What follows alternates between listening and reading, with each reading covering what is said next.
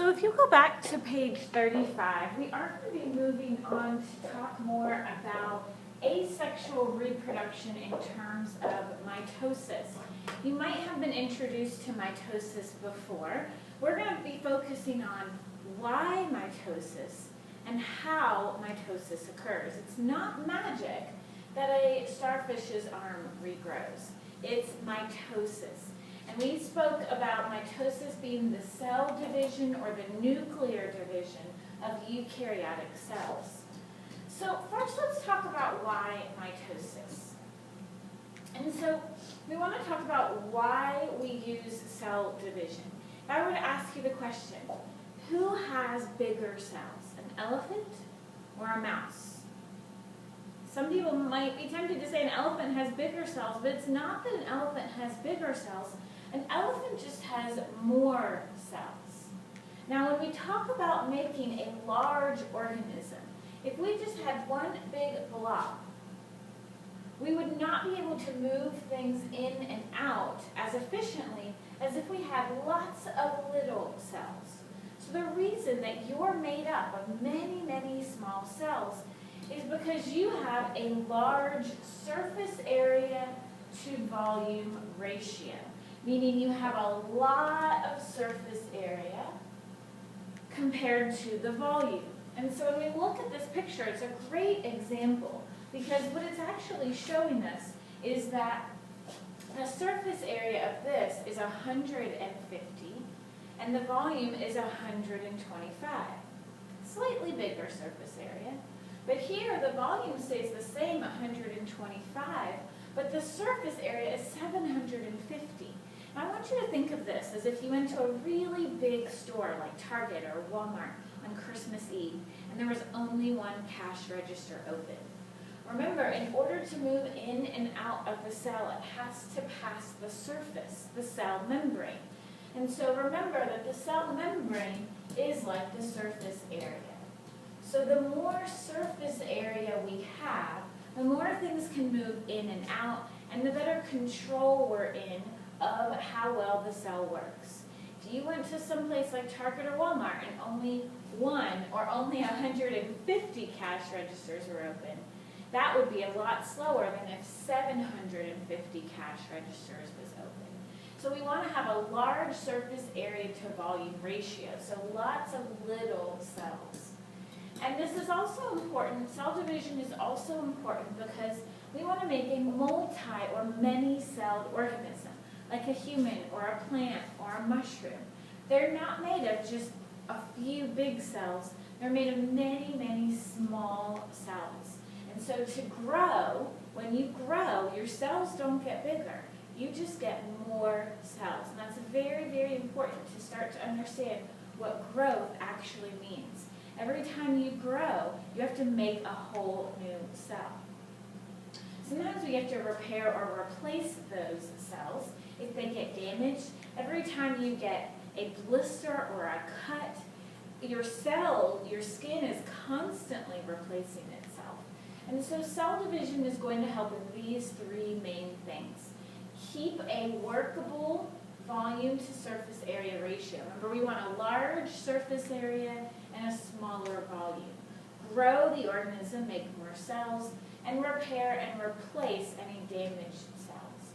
So how do we do this? We want to read this part. Eukaryotic cells are complex, and they require a regulated cycle of division. We have to do this very carefully. So the first thing that's going to happen is that the cell is usually in something called interphase. Interphase is sometimes called in between divisions. It's where the normal life functions of the cell are going to be happening. So interphase is when a nerve cell is sending signals. Most of your cells right now are in interphase.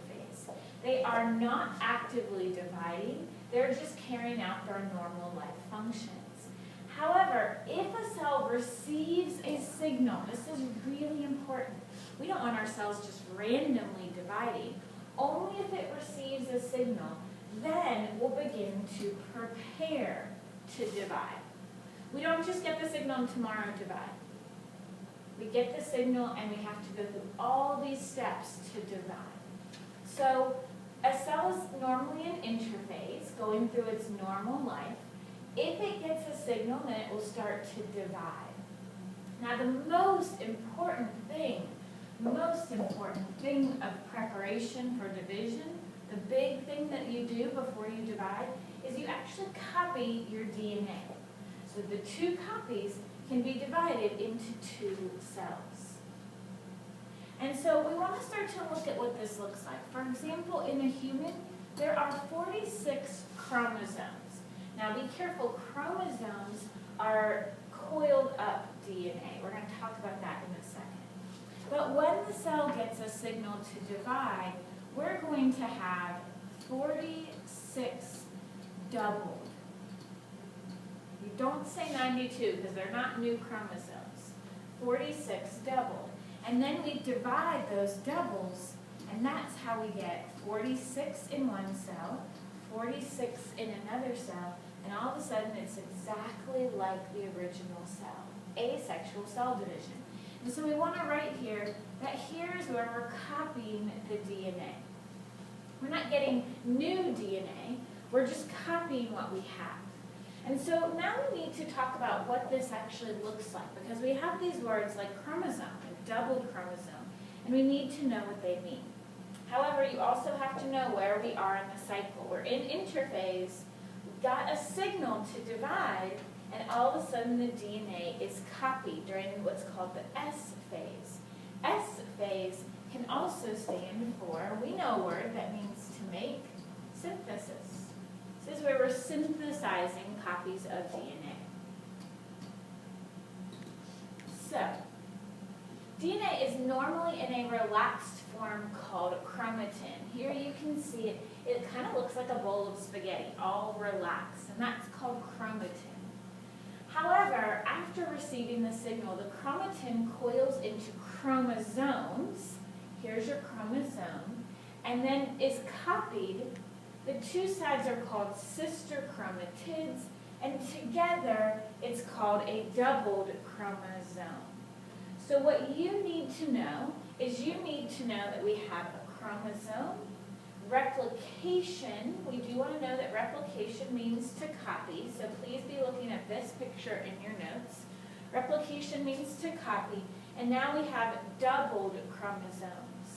We do want to indicate that this is called a sister chromatid, and this is called a sister chromatid.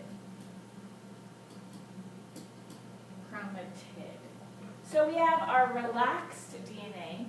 It gets a signal, it coils up and copies, and those two copies are held together. They're held together with something called a centromere. So we want to really pay attention to this. Please put a big circle here around centromere and write holds, copies together. This is all just preparing for division, and it should only happen if we actually get that signal. The chromatin coils, is copied, and we actually hold these two copies together. If you've ever moved houses, you know that it's really important to be organized during your moves so that you don't lose anything. And this is the cell being organized, keeping these two copies together until we're ready to divide.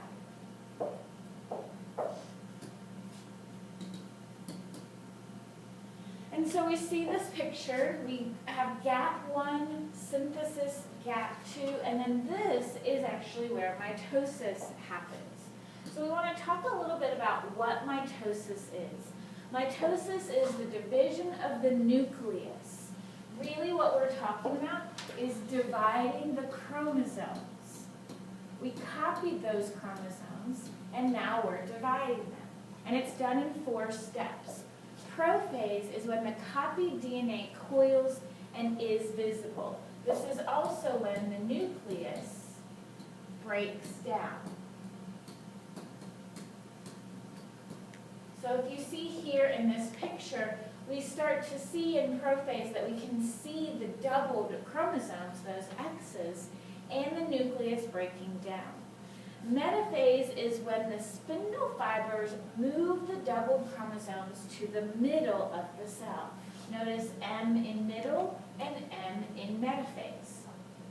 Now, we do want to pause here and notice that these spindle fibers are actually what's moving the chromosomes. They're proteins, they attach, and then they're able to move the chromosomes around. Metaphase is where we're also, why do we move it to the middle? We want to check that they're all there. It's kind of like a roll call. We line them up in the middle so that we can make sure that all of the chromosomes and their copies are actually there. So mitosis, first we break down the nucleus, then we move the chromosomes to the middle, metaphase, and then anaphase is where we pull the sister chromatids apart. Notice this A in anaphase and A in apart. Anaphase is where the two sister chromatids, remember they're copies of each other, are pulled apart. So we got the signal, we copied our DNA. We broke down the nucleus. We moved it to the middle to make sure we had everything. Now we pull apart the copies. The now single chromosomes are surrounded again by a membrane, the nucleus. And now we have finished dividing the nucleus. I do want you to write next to mitosis, PMAT, prophase, metaphase, anaphase, and telophase. Now, knowing the names of the stages isn't as important as understanding what's actually happening. Copy, line the copies up in the middle, pull the two copies apart, reform the nucleus. So you want to practice looking at this picture and describing what's happened. Now we've divided the nucleus, but we don't actually have two different cells. So the last part is called cytokinesis, or division of the nucleus. And this is going to be where the cytoplasm is divided and two daughter cells are made. This is separate from mitosis. Mitosis was just dividing the nucleus. Now we're dividing the cytoplasm. Now keep in mind, plant cells actually have an extra step, because while animal cells can just kind of pinch apart, plant cells have to finish making their cell wall, so they form something called a cell plate. The result of cell division, a whole process, is two identical cells that are diploid. We're introducing a new word here, diploid. Diploid means that you have two of each type of chromosome, and we're going to go over a little bit more what that means. But the diploid number for human cells is 46. So this is why we said we started out with 46, then we have 46 double, and then each of these are back down to 46 singles. And so if you'll add that into the picture, you have 2.3K. 46, we can write single. 46 double, divide the copies, and we end up with 46 singled again. It's really important to know that you're getting two. Mitosis gives you two, just like the word mitosis has two in the middle. Now we do want to know that this is part of the whole cell cycle. The cell cycle, if you'll add this in, is actually I, PMAT, C. And you can put parentheses around PMAT. I for interphase, it happens before mitosis. PMAT is mitosis, and C is cytokinesis. And so as we finish up here, we want to go ahead and take notes that there can be problems with mitosis. When there's uncontrolled cell division, that's actually when you get cancer. And this can happen when the genes that control this are mutated. So we want to make sure that we know what mitosis is, what cell division is, and what can happen if it goes wrong. That's the end of the notes. Please make sure you fill out the summary box.